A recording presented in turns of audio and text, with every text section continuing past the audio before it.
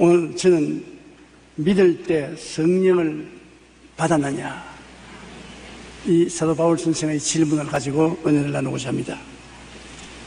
지금부터 94년 전 1906년 로스안젤레스의 아수사 거리에서 큰 성령운동이 일어났습니다.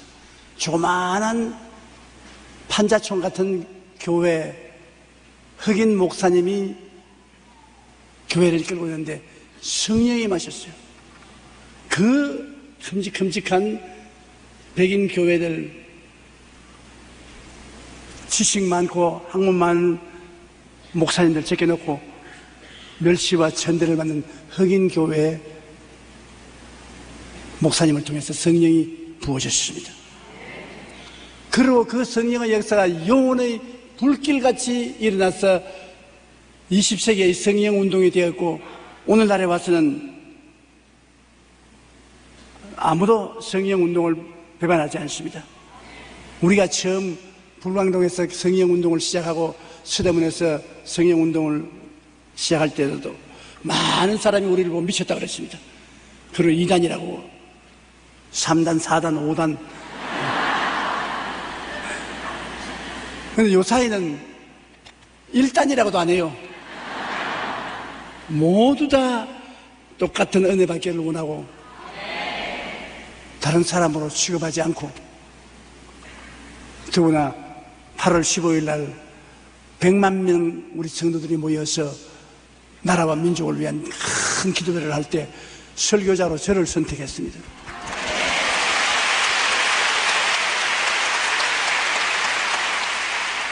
옛날 같으면 꿈도 못 꿀 일입니다. 그게 뭐냐? 성령운동이 보편화되었다는 것을 말하는 것입니다. 마치 2000년 전에 마가의 다락방에서 성령운동이 일어나서 그 성령운동으로 말미암아 복음이 예루살렘과 온 유대와 사마리아와 땅끝까지 이른 것처럼,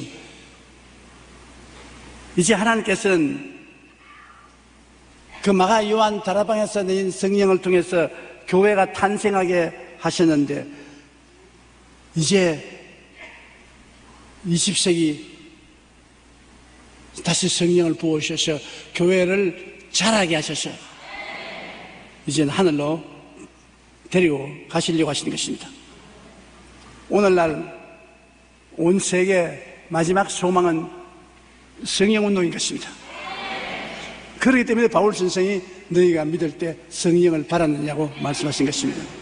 성령운동은 하나님께서 말씀하신 것을 이루기 위한 것으로, 오늘 우리가 성령님을 잘 알지 못하면 우리 가운데 역사하는 하나님의 역사를 잘 알 수가 없게 되는 것입니다. 첫째로, 성령은 누구시냐 하면 삼위일체 하나님 중에 1위인 것입니다. 하나님은 한 분이신데 그 한 분의 하나님이 삼위로 되어 있습니다. 성부와 성자와 성령 삼위로 되어 있습니다. 도저히 우리로서는 경험할 수 없는 신비한 일입니다. 하나님은 한 분인데 알고 보면 아버지, 아들, 성령 삼위로 되어 있는 것입니다.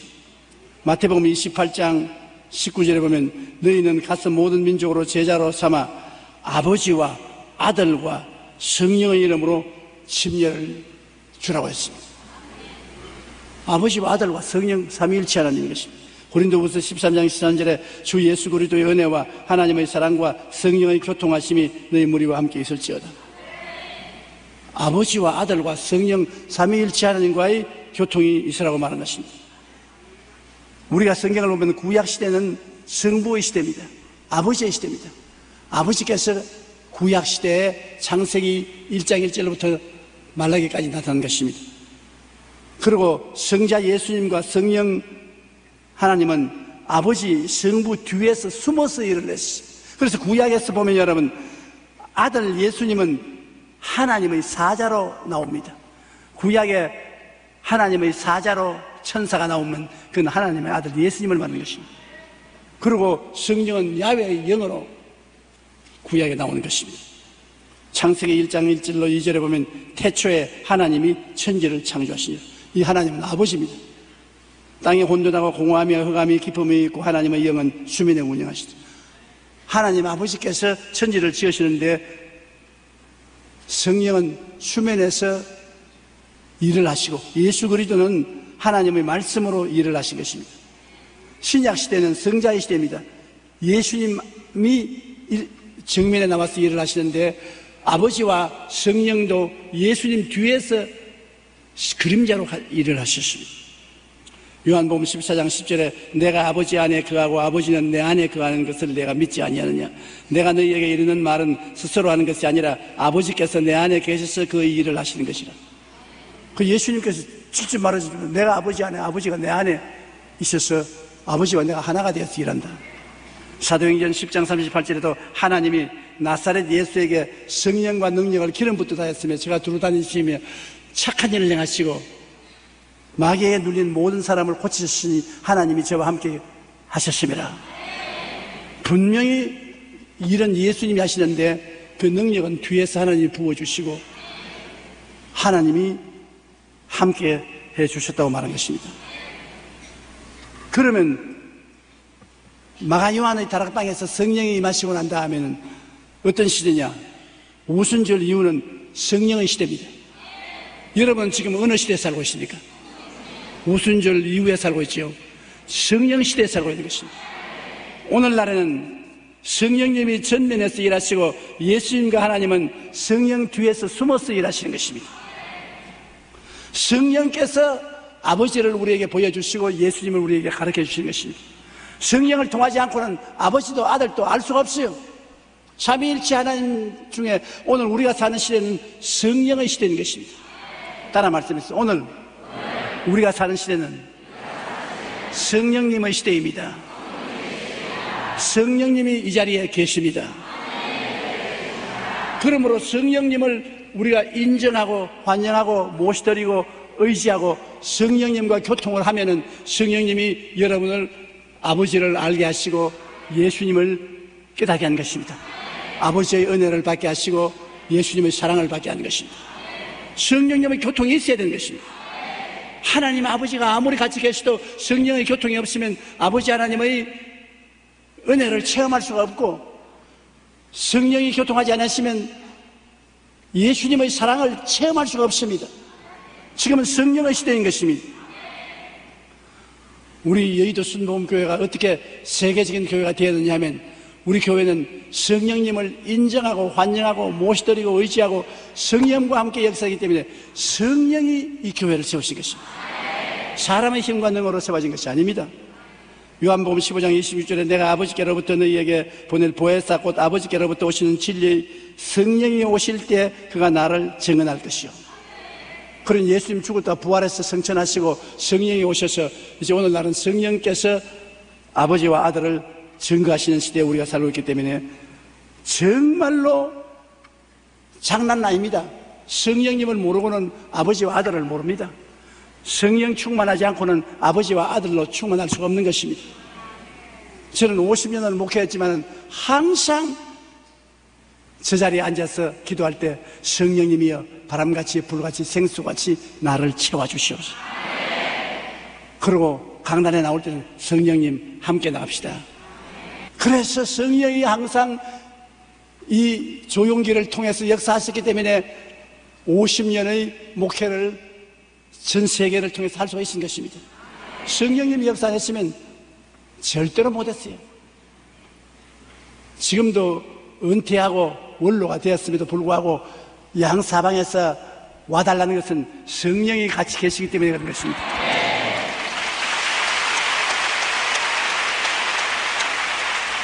이 다 늙어 빠진 영감 손주들도 안 올라가는데 누가 오락하겠어요? 그러나 성령이 계시면 그를 통해서 아버지와 아들을 알 수가 있거든. 아무리 공부를 많이 하고 학교를 많이 나와도 성령 없으면 쓸데없습니다. 그러므로 미국을 뒤에 흔드는 역사적인 목사님이 한 분 계십니다. 시카고에서 목회한 무디 목사인데 이 무디 목사는 대학도 나오지 못했어요. 무식한 목사였습니다. 그러나 무디 목사는 성령은 활동하시는 하나님의 신이시더라고 했습니다. 하나님의 성령을 통해서 그는 미국을 뒤에 흔들었습니다. D.L. 무디 목사라면 유명하지요. 믿음을 생활할 때 성령 받은 사람과 성령 받지 않은 사람과 근본적인 차이가 있다고 그런 말했습니다. 무디 목사님은 무디의 비밀스러운 힘이라는 그의 자서전과 같은 책에서 그가 받은 성령 체험에 대하여 이야기하고 있습니다. 1871년 10월에 미국에서 역사상 최악의 화재인 시카고 대화재가 일어나서 대도시 하나가 잿더미가 되고 말하는 것입니다. 그때 무디 목사님의 교회와 집이 잿더미가 되어서 교회도 잃어버리고 집도 잃어버리고 빈털터리가 되었습니다. 무디 목사님은 평소에 늘 성령으로 충만하게 되는 것이 기도의 제목이었고, 화재가 나고 목회를 할 수가 없고 교회가 다 불타버렸으니 남는 시간에 성령 받기 위해서 미국 뉴욕에 가서 혼자 있으면서 성령 달라고 매일같이 기도했습니다. 그런데 회심 후 중생의 체험이 있은 지 꼭 16년 만에 그때 나는 성령의 강력한 능력에 휩싸였다. 나는 하나님께 당신의 손을 멈추어 달라고 간청해야 할 정도로 강력한 그분의 사랑을 경험했다. 얼마나 강하게 성령의 은혜가 임하든지 하나님이여 손을 떼주십시오. 손을 안 떼주면 내가 죽겠습니다. 그렇게 했습니다. 나도 그렇게 좀 했으면 참 좋겠어.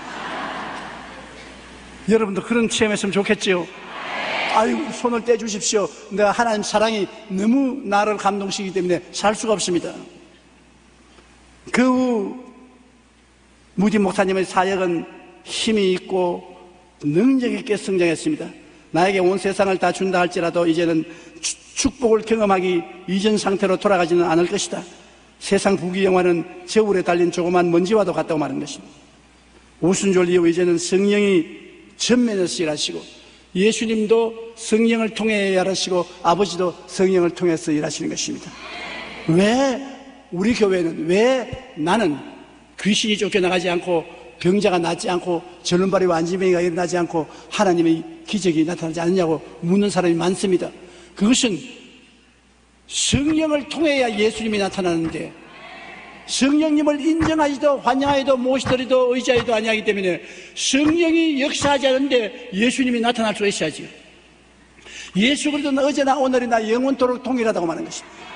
그러나 그 동일한 예수가 똑같은 사역으로 나타나지 않은 이유는 성령의 역사가 없기 때문인 것입니다. 그러므로 성령의 권능으로 하나님의 일을 이룰 수가 있는 것입니다. 둘째로 우리가 중생과 성령 세례의 차이를 알아야 되는 것입니다. 예수님께서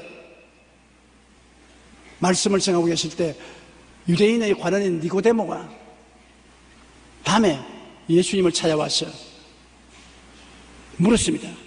예수님을 통해서 귀신도 쫓겨나고 하도 신기한 병이 낫고 기사와 이적이 나타나므로 니고데모가 도저히 감당을 할 수가 없어요. 어떻게 이런 일이 일어날 수 있는가? 예수께서 대답하실 때 진실로 진실로 내게 이르노니 사람이 물과 성령으로 나지 아니하면 하나님 나라에 들어갈 수 없느니라. 육으로 난 것은 육이요 영으로 난 것은 영이니 거듭나야 한다는 것을 이상하게 생각하지 마라. 여러분, 우리 모두 다 거듭나야 되는 것입니다. 거듭나는 것은 이 세상에서 인간의 행위로 구원받는 것이 아니라 나를 위해서 십자가에 죽었다가 부활하신 예수 그리스도를 믿음으로 그 부활의 능력이 나에게 임하여서 나를 그리스도의 형상을 닮아 변화된 사람으로 만들어주는 것을 말하는 것입니다. 거듭난다는 것, 이것은 나와 하나님만 아는 체험인 것입니다.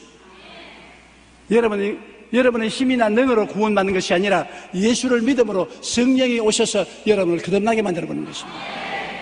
새 사람이 되게 만드는 것입니다. 여러분의 힘으로 안 됩니다. 예수님을 믿을 때 성령이 오셔서 거듭나게 만들어주는 것입니다.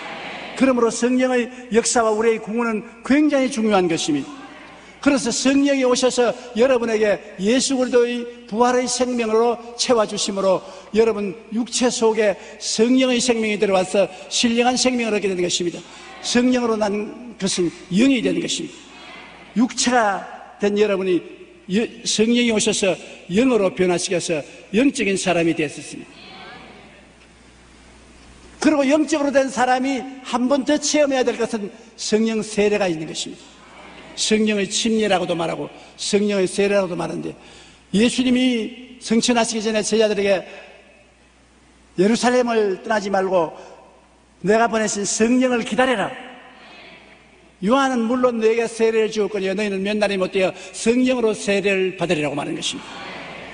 여러분께서 예수 믿고 거듭난 사람, 그래서 주여 주여 하는 사람은 다시 성령의 세례를 받아야 되는 것입니다. 사도행전 2장 1절로 4절에 보면 오순절 날이 이미 이름에 그들이 다 같이 한 곳에 모였더니 호련히 하늘로부터 급하고 강한 바람 같은 소리가 있어 그들이 앉은 온 집에 가득하며 마치 불의 혀처럼 갈라지는 것들이 그들에게 보여 그 각 사람 위에 하나씩 임하여 있더니 그들이 다 성령의 충만함을 받고 성령이 말하게 하심을 따라 다른 방언으로 말하기를 시작하니라. 이 성령의 세례를 받으면 무슨 표적이 일어나냐면 방언을 말합니다. 방언 말한 사람 한번 손으로 봐주십시오. 와, 원더풀.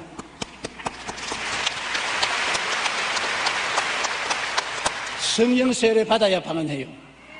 내가 지어서 방언 못합니다. 저는 신학교 다닐 때 내 동료들이 기도회 막 방언으로 기도하는데 아니 나는 방언을 못하니까 부러워 죽겠어요.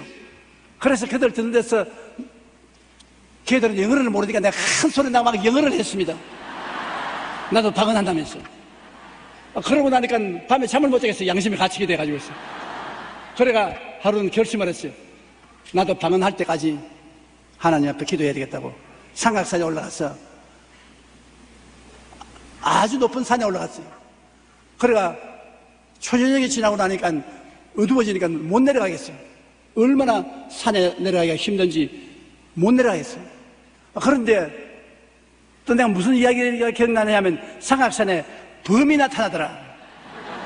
최근에 범이 나타나더라는 이야기를 들었어요. 그래서 눈만 감으면 범이 덤비던 것 같았어요. 돌을 잔뜩 갖다가 내 주위에 갖다 놓고 돌을 손에 들고서 주여 성령 주시옵소서. 주여 성령 주시옵소서. 주여 그게 뭐 기도가 집중이 돼야지 돌을 들고서. 그래 나중에는 안 되겠어요. 내가 범에 물려가든 성령을 받든 둘 중에 하나를 해야지 이거 범도 안 오고 성령도 안 오고 이래도 안 되겠다 싶었어요.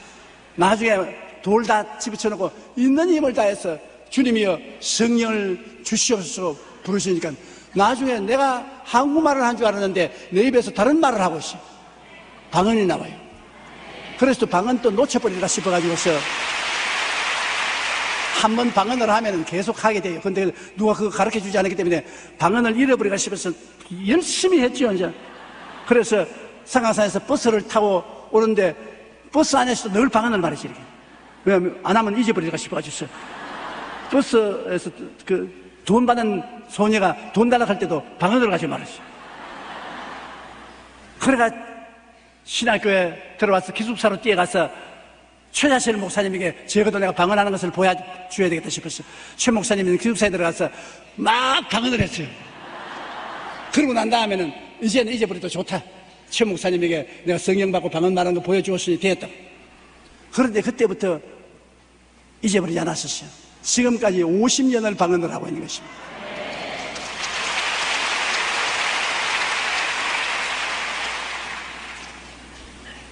우리가 한국말만 하면은 기도를 얼마 하다가 지쳐서 하지 못해요. 그러나 방언을 말하면 얼마든지 할 수 있어요. 몇 시간도 할 수 있어요. 또 그리고 우리가 갑자기 어려운 일을 당할 때 우리가 무슨 일을 당할지 알 수 없을 때 하나님은 그거 아시고 방언을 통해서 기도하게 만들어줘요.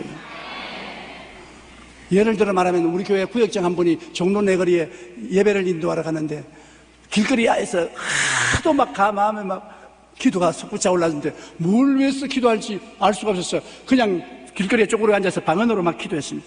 그 미친 여자가 미친 소리 한다고 사람들 구경꾼이 꽉 둘러섰어요. 그러나 그건 자기는 막 방언으로 기도하고 난 다음에 마음이 시원할 때까지 기도하고 그 다음에 일어나니까 사람들이 꽉 둘러서 있어요.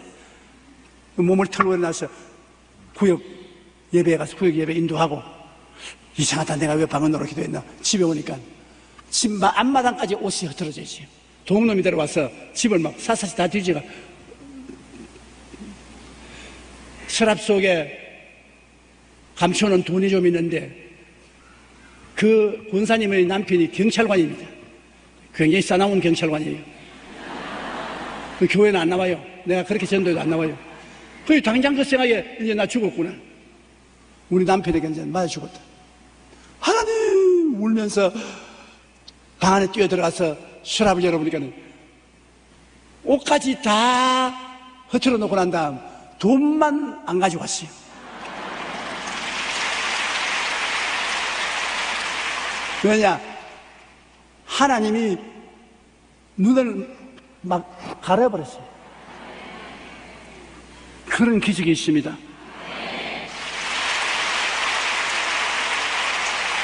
성경이 뭐라고 하니까 너희가 마땅히 빌바를 알지 못하나 성령이 말할 수 없는 탄식으로 너희를 위하여 친히 간구하시느니라. 그러므로 우리가 예수 믿는 사람이 무엇 때문에 방언을 말하노 그런 말을 많이 하는데 위급한 일을 당할 때 방언을 해야 되는 것입니다.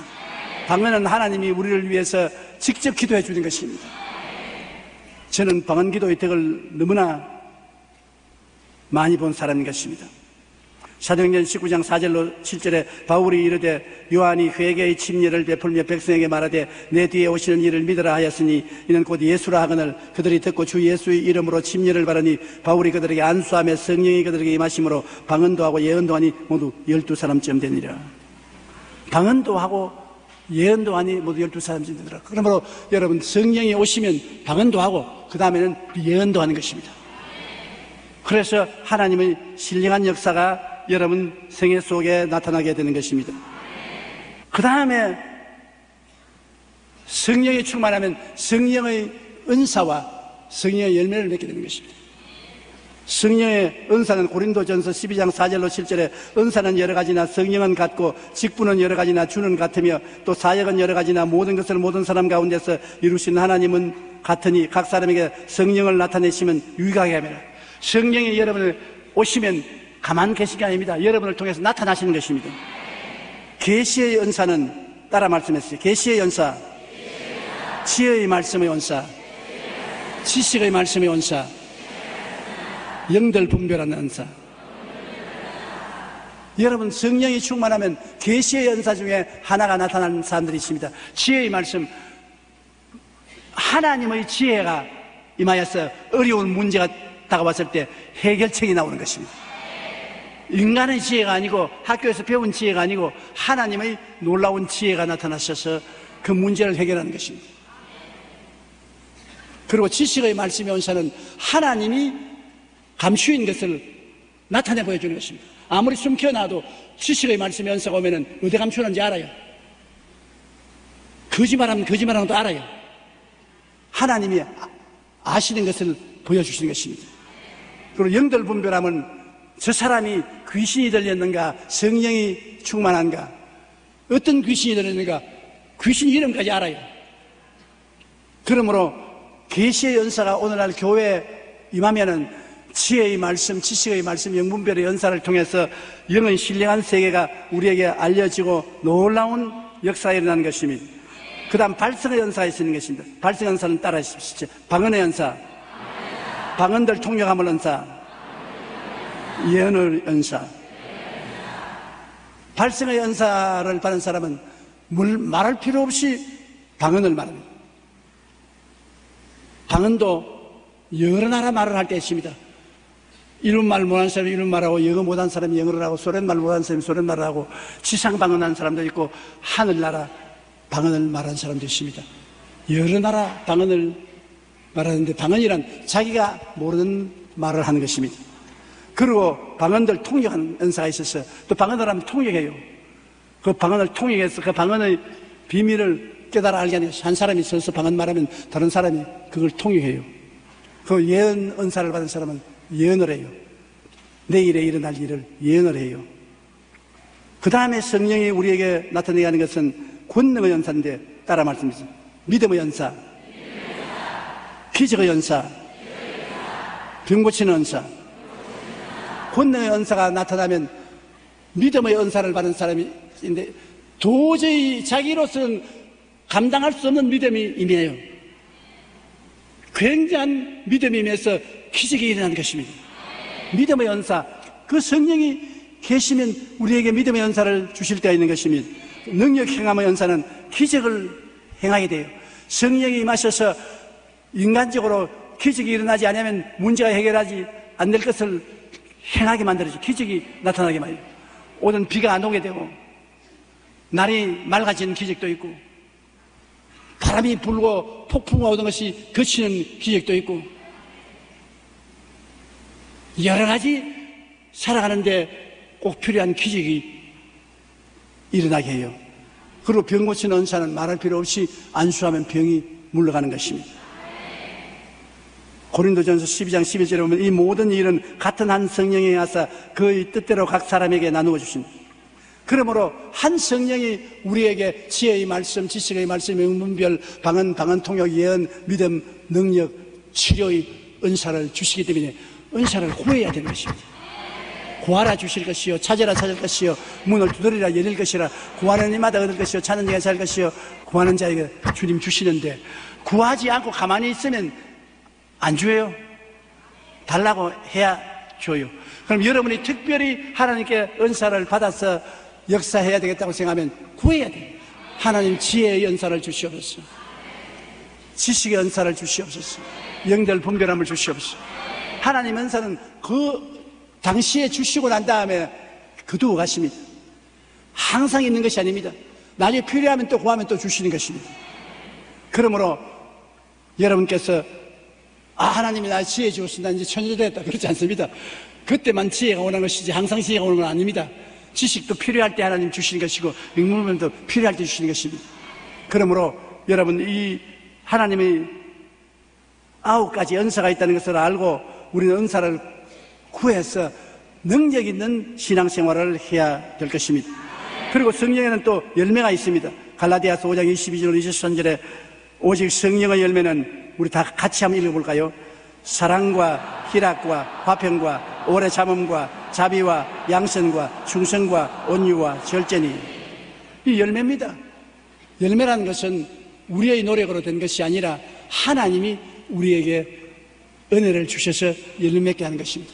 사랑이 전혀 없는 사람이 사랑의 열매를 맺게 되고 마음이 우울하고 기쁨이 없는 사람에게 하나님이 기쁨을 주시고 마음이 불안한 사람에게 화평을 주시고 인내하지 못한 사람에게 인내할 수 있는 능력을 주시고 남을 불쌍히 여기지 못한 마음에 불쌍히 여기는 마음이 주시고 나쁜 악한 마음에 선한 마음을 주시고 배반하는 사람에게 충성스러운 마음 주시고 부드러운 마음 주시고 절제하는 마음 주시고 이 열매도 하나님 앞에 구해야 되는 것입니다.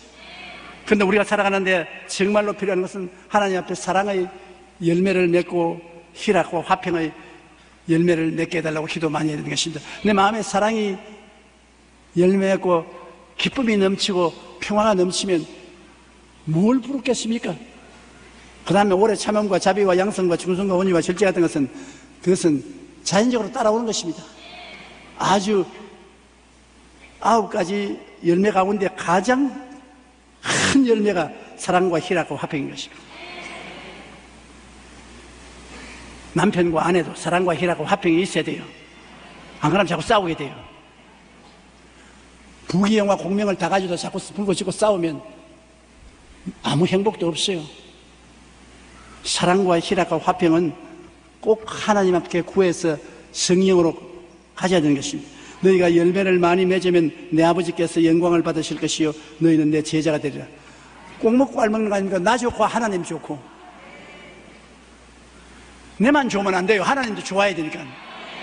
그러니 우리가 열매를 맺으면 아버지가 영광을 받고 하나님 좋아하시고 내 좋아하고 남편 좋아하고 아내 좋아하고 하나님 좋아하고 자식 좋아하고 부모 좋아하고 그러므로 인생을 살면서 우리가 사랑과 희락과 화평 이와 같은 열매를 맺게 해달라고 하나님께 늘 기도를 해야 되는 것입니다.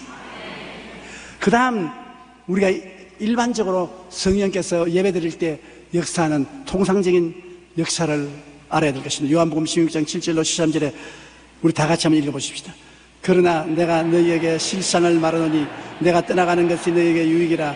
내가 떠나가지 아니하면 보혜사가 너희에게로 오지 아니할 것이요 가면 내가 그를 너희에게로 보내리니 그가 와서 죄에 대하여 의에 대하여 심판에 대하여 세상을 책망하시리라. 죄에 대하여라 하면 그들이 나를 믿지 아니함이요 의에 대하여라 하면 내가 아버지께로 가니 너희가 다시 나를 보지 못함이요 심판에 대하여라 하면 이 세상의 임금이 심판을 받았음이라 내가 아직도 너희에게 이를 것이 많으나 지금은 너희가 감당치 못하리라 그러나 진리의 성령이 오시면 그가 너희를 모든 진리 가운데로 인도하시리니 그가 스스로 말하지 않고 오직 들은 것을 말하며 장래일을 너희에게 알리시리라. 여러분, 성령을 주님께서 우리에게 보내실 때 뭐라고 보냈냐면 보혜사 성령을 보냈단 말인 것입니다. 보혜사, 헬라어로 파라클레토스라고 말합니다. 한번 따라 말씀해주세요. 파라클레토스. 무슨 의미냐면 하나님께로부터 보내심을 받아 우리를 돕기 위해서 항상 우리 곁에 계신 분이라는 말인 것입니다. 하나님께서 여러분을 돕기 위해서 보내심을 받아 항상 여러분과 함께 계십니다.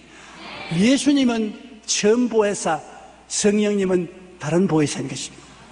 예수님 자체도 보혜사인 것입니다. 그러므로 우리 예수 믿는 사람이 보혜사를 모르면 아무것도 못합니다. 하나님 보내심을 받아 제3위 하나님이 항상 우리와 함께 계셔서 도움을 베푸시는데 이 보혜사 성령이 우리에게 어떤 도움을 베푸느냐면 죄에 대하여 우리를 꾸짖으시는 것입니다. 죄에 대하여 꾸짖는 건 뭐냐? 예수님이 십자가에 못 박혀 너 일생의 죄를 다 청산했는데 이 예수님을 믿으면 죄가 용서받고 의롭다함을 얻어 구원을 받겠는데 오늘 사람들이 예수를 믿지 않고 자기가 이로운 행동을 해서 구원을 받으려고 하니 구원 못 받거든요. 죄를 짓지 않은 의인이 누가 있는 것입니까? 모든 사람이 죄를 범하였으면 하나님의 영광에 이르지 못합니다. 그렇기 때문에 성령은 예수 믿어라. 너희들 인간의 힘과 능으로는 구원 못 받는다. 예수 믿어라. 믿기만 하는 구원 받는다. 예수 믿어라. 성령이 그것을 가르치는 것입니다. 그러므로 성령의 음성을 듣고 우리는 예수를 믿어야 되는 것입니다. 요한복음 3장 16절에 하나님이 세상을 이처럼 사랑하사 독생자를 주시니 이는 그를 믿는 자마다 멸망하지 않고 영생을 얻게 하려 하십니다. 누구든지 저를 믿으면 멸망하지 않고 영생을 얻습니다. 그러므로 이제 그리스도 예수 안에 있는 자에게는 결코 정죄함이 없나니 이는 그리스도 예수 안에 있는 생명의 성령의 법이 죄와 사망의 법에서 너를 해방하였습니다. 성령이 오시면 죄와 사망의 법에서 우리를 해방시킴으로 우리가 성령을 통해서 의롭게 살 수 있는 것입니다. 그래서 죄에 대하여 우리들에게 실상을 가르쳐 주시고 그 다음에 성령이 우리를 깨닫게 해주는 것은 의에 대하여 말하는 것입니다. 예수님은 너희들의 죄를 다 짊어지고 무덤에 들어가서 죄를 다 청산하고 의롭게 되었기 때문에 부활했다. 옛날에 이시조선 시대에 우리나라에 나라 돈 1000냥 빚지고 못 갚으면 감옥에 잡혀가서 사형당했습니다. 1000냥 빚은 못 갚으면 사형당했습니다. 그런데 한 사람이 1000냥 빚을 지고 못 갚아서 감옥에 들어갔다가 정한 날에 감옥에서 나와서 길거리에 걸어다닙니다. 저 사람 어떻게 걸어다녔냐? 빚 갚았다. 빚 갚은 증거가 길거리에 걸어다니는 것입니다. 예수님이 부활했다는 것은 예수님이 십자가에서 우리 모든 죄를 짊어지고 죄 덩어리가 되어서 음부에 내려갔다가 3일 만에 갚았기 때문에 부활한 것입니다. 갚지 못했으면 부활 못했습니다. 오늘 이 세상에 모든 종교의 지도자들이 무덤이 다 있어요. 왜? 못 갚았기 때문에. 예수님은 무덤이 없어요. 갚아버리기 때문에. 어느 종교 지도자치고 부활했다는 분은 예수님밖에 없습니다. 왜? 예수님은 우리의 죄, 나의 죄, 너의 죄 다 짊어지고 십자가에서 형벌을 받아 몸짓고 피 흘리고 음부에 들어가서 사흘 동안 음부에 계시다가 주님이 모든 우리의 빚을 다 청산하고 이제는 음부에 있을 필요가 없기 때문에 주님은 나왔어요. 부활하셨습니다. 주님이 지금까지 부활 못했으면 여러분의 죄, 나의 죄는 못 갚았습니다. 박수 한번 크게 쳐보십시오.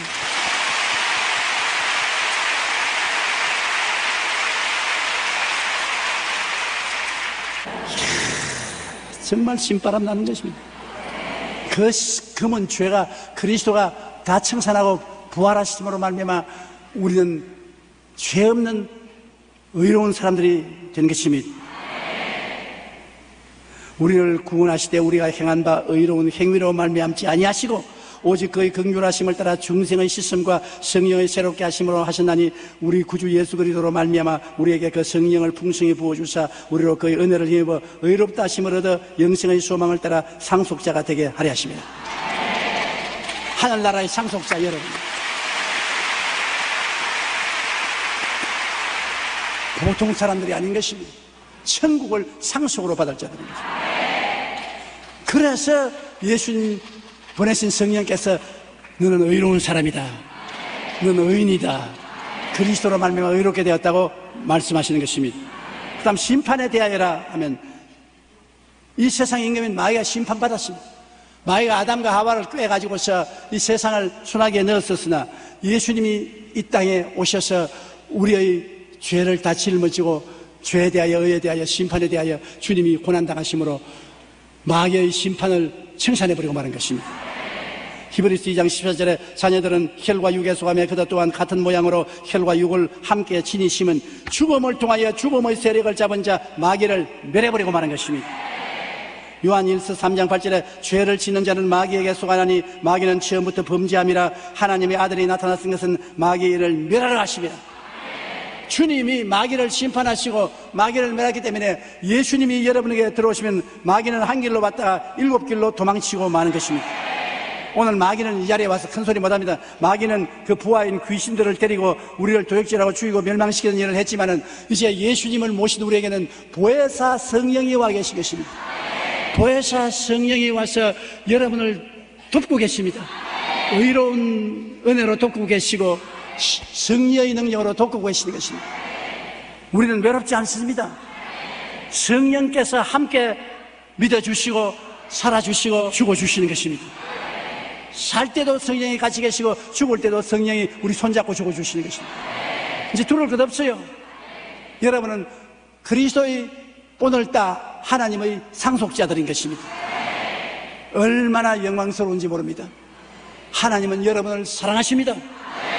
여러분을 통해서 하나님은 영광을 받으신 것입니다.